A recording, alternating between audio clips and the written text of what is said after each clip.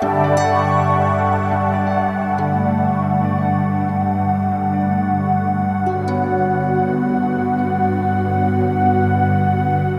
let's go back to Yes, sir. our section 104. Yes, sir.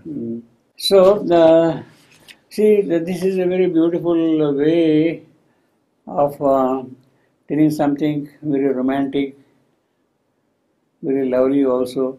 Allured to her lashes by his passionate words. Yes, sir.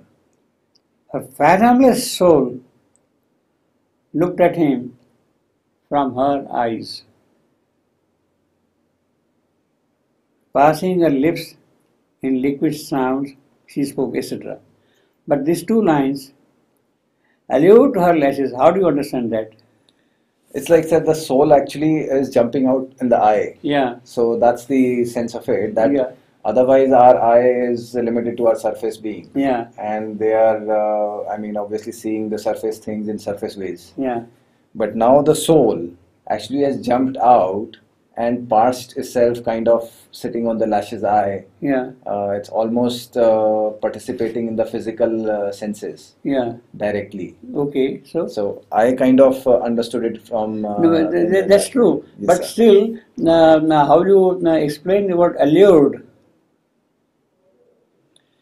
Allured, sir, it's now. Why the soul is kind of attracted by the Yes, sir. lashes? Now that is the part wherein Savitri's physical spirit's lord has been recognized, and Savitri has previously in the previous section asked him to tell more about him. And Satyavan has been telling about his own reality, his mission, and Yeah. his pursuit in life. Yeah. So that kind of she has something has woken up inside her, and so that's the kind of setup which attracts the soul to that degree, Yeah. and the recognition is of that quality. Yeah. That I would think that that would be the case.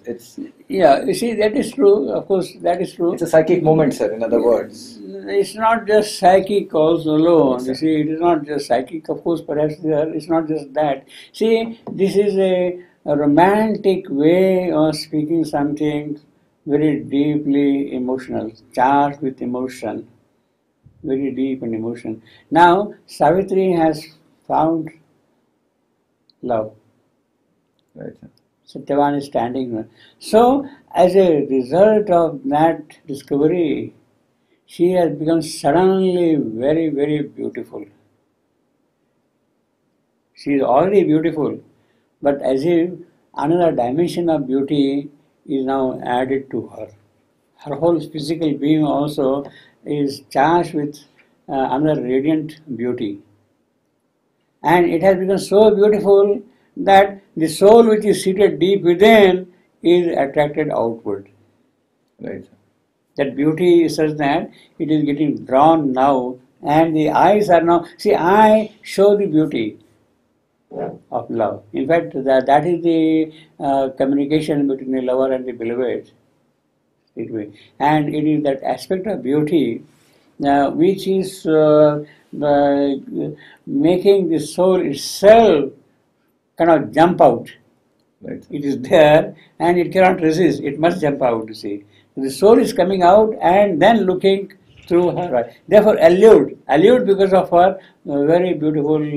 So there is a direct relation Yeah. in one of the previous lines, Yeah. which says something like soul finding word. Yeah, So there is a word, yeah, I think that word was with a capital W. yeah. A word which is soul finding. Yeah, So, yeah. for example, Savitri's lines are of that quality. Yeah, yeah. That they would find the soul within us, Yeah, yeah. which means they invoke the response from soul directly. Yeah, yeah. So, I mean, what Satyavan had been speaking Yeah. in terms of the soul finding words, Yeah, yeah. and that's how she's been allured. Yeah. And so there is you can say, even a hint of this thing. Yeah, coming. but you see, still, that is true. Of course, that is there. Yeah. You remember, sir, that line was there. It's a single Yeah, line. soul finding word. And found her soul. Yes. The word which. You see, rather I would read this thing. here in terms of the physical change which has taken place in Savitri because of the discovery of love, because she has found her lover. See even a simple line like this, 103:20. Yes, sir. He says, while she paused as if hearing still his voice. She is under a kind of a spell of love. The charm. Charm is there. And then he said, unwilling to break the charm. Yes, sir. See, the power of love has fully taken possession of her. And it is that which has made her more beautiful.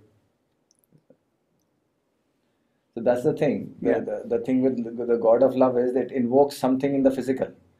Yeah, well, it's the physical is basically what happens. It is not just the physical; it is the very vital, the joy, the love, that the aspect of passion, of emotion, etc. is an aspect of the vital. It is the purity of the vital which is now expressing itself fully. The charm is given by the vital. But also, sir, given that the presence of love is already there in matter. So no, that is metaphysical. Here now, in terms of the physical, absolutely, these two persons are there. So it would be physical also, I believe, sir. Yeah. Why should that be metaphysical, sir? No, the description here, supreme as love. The poet is giving the description of the physical change of the individuals which have taken place, right, not in terms of metaphysical. You see, right, sir. In the physical body itself is glowing because of the exactly, sir. Love there. You see. See, in fact, he says later on, no. See again, see her fathomless soul looked out. See, the soul itself is unplumbable. It's already deep within. Now, to come out from that kind of a depth and look from the eyes, there has to be some very special power brought out to see. And it is the power of beauty. Incarnate beauty, yes. In terms of beauty. The soul is drawn by that thing. It is a charm. It has attracted itself. Allude. The word allude gives you the total sense of the physical getting beautiful because of the vital finding its fulfillment. Vital finding its fulfillment. It is not mental. It is nothing. Not even spirit. It is on a pure physical level in the sense, you see, between the two, you see. So, and he says, her fathomless soul. Obviously, Savitri's soul, we know, etc., etc. But here, fathomless because of the depth of the love. Right. Because of the depth of the love. And then he says, of course, here, later on, no? Liquid sounds comes again, sir, for the second time. Huh? Liquid sounds. Yeah, it comes for the second time. That's right, yeah. Unhindered flow of life. See, he says, this word alone she uttered and said all. O Satyavan, I have heard thee and I know. I know that thou and only thou art he. Now, this one. Yes, I know thou, I can understand that thing. Yes, you are my perfect life partner. But then why does he say, only thou art he? only thou. So you are asking regarding the only part. Only thou. This one, yeah. But that, of course, is there with the response they've had to each other and the memories that have been kind of the past memories and all that. No, I will not go into that metaphysics also. Here, the two persons are saying, the two loves are, yes, you only and none else. You see, take a glorified picture of a human relationship. Right, sir. Not the occult, metaphysical, other part of it. Just glorified, yes, you are the only person I love and none else.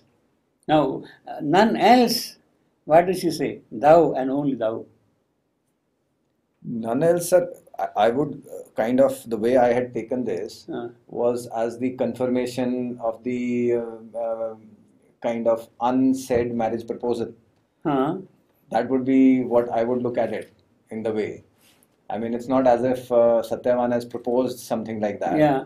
But because she was on a mission and she was pursuing, that was her quest. Yeah. So she her given that she was on a quest and it is got fulfilled. Yeah. It's as simple as that. Yeah. And that's why you and only you. Huh. So that would be because the context is there for this thing to reach there, and of course that event in itself, that particular hour, is there, and that hour has confirmed all that she needed to confirm for this purpose. Hour of fate. This is no, I will not bring here this thing all the hour most concerned to her. Fate, no, nothing. Here it is purely now a glorified human relationship. It is from that angle you have to see the whole thing. You see, the description is a very tangible description. There is no abstract element there, no metaphysical aspect, no spiritual, no occult in that sense. Though all of them are behind the scene, but in the description, the poet, he is writing a poetry now, and he is describing in such a way that it is purely on the human plane, so to say. Yet, at the same time, it has a different level of relationship, you see. When she says, "Thou art he, only thou art he," what is it that has made her recognize that? There cannot be any other use at all. Love, sir. Love, exactly. In other words, all that knowledge, that perception, that intuition, whatever you want to call it, has totally come to her. Yes, finished. Finished. This is all. So love descends in her. In other words, it is the power of love which has now wholly taken possession of both of them, you see. Power of love. And therefore, it cannot be but that, from that angle. So, from that point of view, this is important. Only thou art he.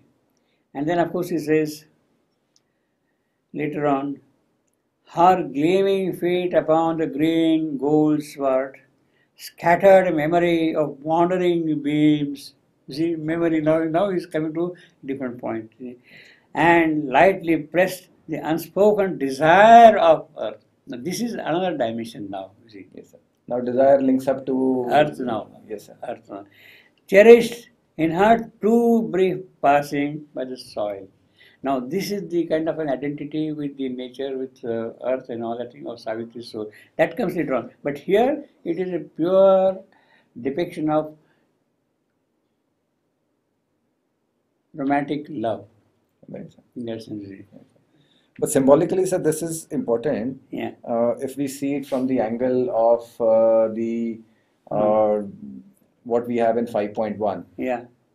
A world's desire compelled her mortal birth. Yeah. So, I mean, she's already on earth, but she's been cocooned in her world and she's not really gone ahead to tackle the issue for which the world's desire has called her, and for the Ashwapati's role and all that. Yeah. Now, if you see, it says, and lightly press the unspoken desire of earth. Huh. So by now stepping down, she's entering into the domain of actually tackling that desires issue of the earth. Yeah. Of the earth. Yeah. Yeah. So this is the moment from now on that whole strife for her will start. Yeah. Okay. So it kind of inaugurates that point. Yeah. From which, and so that's why this poetically is expressed. It has got those layers. One is that immediate layer of the moment, and that lyrical way of saying the same thing. Is that it's like incarnate beauty stepping down on earth, and then of course that thing of unspoken desire of earth. We have this as unspoken desire here, and elsewhere we have dumb desire and all that stuff. So maybe we can look at it in that aspect. You could, But here, you see, I would, from the point of view of artistic development, from the point of view of poetry, from the point of view of a certain emotional depiction of things, I will entirely go on the basis of love between the two human beings. Purified, sanctified, elevated, sublime, in a different direction altogether.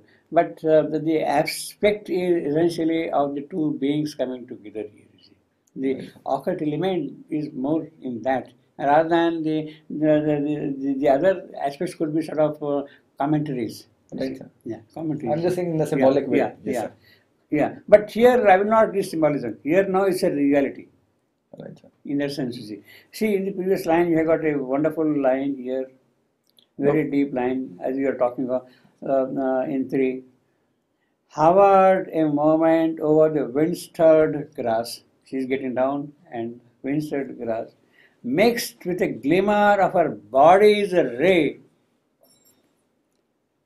That is the important thing. The whole place is mixed with her body's ray.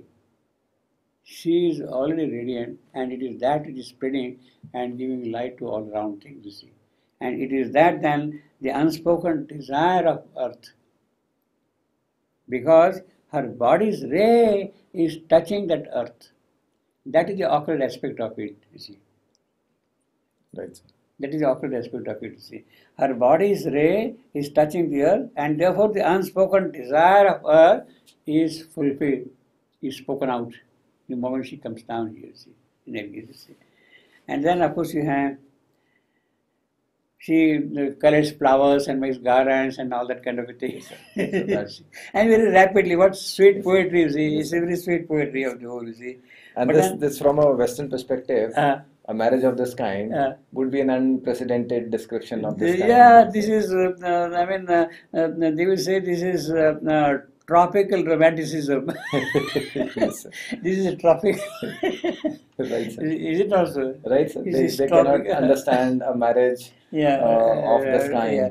Tropical fancy, tropical emotionalism. Yeah, it's true. But it is the, well, why Western you are saying? Even in our present day society, it doesn't happen that way. No, not present day society, but for our cultural background, this is very much agreeable in that sense. It is true. It is true. Yes, Yeah, it is true. And then, of course, she is preparing the garland, she is putting it around his neck, and then she bows down and touches his feet, and all that. That no modern girl will do. Yes, sir. Yeah, nor one would like that thing to happen also, perhaps. You see. But so that goes on then, and then, of course, later on you have got something interesting here. See, this is what I was saying now. She made her life his world for him to trade. That is the total surrender.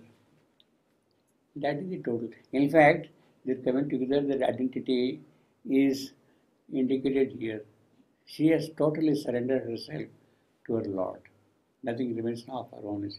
And then, in that total surrender to the Lord, it is the Lord in return who serves her. See, then he becomes kind of her dasa, if you like to say. See, that's it. But that is the first boon also which he asks, sir. Yeah. For Satyavan, whatever he has desired in his life. What he has desired in his life, yeah. That should be fulfilled. That's right, what he has desired, yeah. She made her life his word for him to trade, and made her body the rune for his delight, her beating heart a remembrancer of bliss. Now, remembrancer of bliss, the bliss which has been there in their association through lives, through ages. It is that she has been remembering it. And before that, of course, you had to feel the beauty his adorers hour. She bowed and touched his feet with worshipping hands. Now, the remembrancer of bliss, remembrancer of bliss, that would be directly the love's coming and all that. Of their connections, of their being together through the ages, through the lives. The heart matches its rhythm to that now. Yes, basically. yes. That's yes, what really. Yeah, that's right. Yeah, that's right. And then you see, you have got a very beautiful image here in the next sentence. He bent to her and took into his own their varied hearing, joined like folded hopes. Joined like folded hopes. The hopes have come together. See now, the hopes, what Savitri hopes for, what Satyavan hopes for, these two hopes, they have come together and folded into each other. And that is the embrace of the hopes. He is giving like a transferred description of the two persons in terms of hope. Their hopes are representing them separately. And beginning it said their married yearning. Yeah, married Now, yearning. Yeah. Satyavan's yearning we know Yeah. was to find the golden link. Yeah. Right, sir? Yeah. Yeah. And her mission was to find the purpose and I mean what the love which was to Yeah. get invoked in Yeah. her to so I mean that's how it's natural fit That is true. in a way. Yeah. Because And then of course, yeah. yes, sir. Then of course, wedded to all he had been, became himself, and inexhaustible joy made his alone. No, Savitri, that inexhaustible joy. And now he is in full possession of that inexhaustible joy. Because of her. And then you have got another wonderful line here. He clasped all Savitri into his, he gathered all Savitri into his clasp. Right, sir. Now, this fellow must be really a very brave fellow. I mean, Savitri, I mean, people were kind of even afraid of touching her, you see, going closer to her. This is what we have seen earlier, you Yes, see. sir. All the different kinds of people. No, they didn't have that courage, they didn't have that power, they didn't have that capacity. Right.